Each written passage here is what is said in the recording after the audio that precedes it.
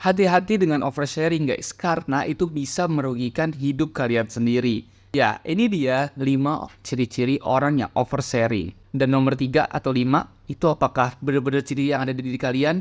Hindari itu guys. Yang pertama, ketika kita kumpul atau ketika kita bertemu, pasti orang itu tuh langsung menceritakan hal baik dan buruk yang baru saja terjadi.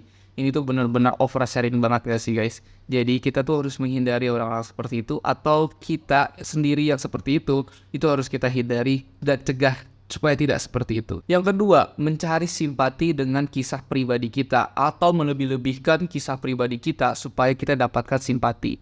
Aduh guys, itu tuh benar-benar bikin kita tuh jadi merasa kasihan gitu kalau misalnya ada orang yang seperti itu, atau misalnya kita yang seperti itu.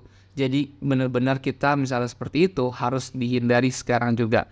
Jadi itu bisa merugikan kita juga guys, oke? Apalagi kalau misalnya kalian mempunyai teman yang seperti itu. Seenggaknya kalian ingatkan dulu. Kalau kalian gak bisa ingatkan, ya udah tinggalin aja teman kayak gitu. Karena itu takut merugikan kalian sendiri. Yang ketiga, itu selalu dan gemar banget mengisi pengalaman atau cerita pribadinya di saat kita lagi percakapan. Itu benar-benar bikin kita tuh menjadi kayak mau ngasih simpati atau kayak gimana gitu loh. Jadi benar-benar bikin kita nggak enakan jadinya. Jadi kalau misalnya kalian seperti itu atau ada orang yang lain seperti itu, benar-benar harus kalian ingatkan aja supaya dia tidak oversharing dan tidak merugikan dirinya sendiri. Dan yang keempat guys, takutnya dan lebih parahnya lagi nih, tanpa sadar orang lain tuh jadi tahu dengan kisah hidup kita.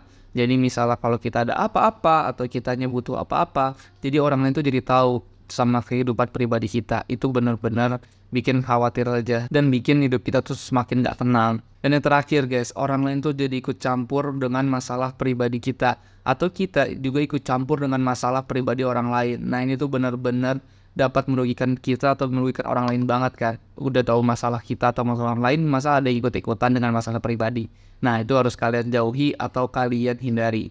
Nah jadi gitu guys, 5 caranya. Dan ternyata itu semua guys ada dalam buku ini nih, cara cepat menyembuhkan mental terluka.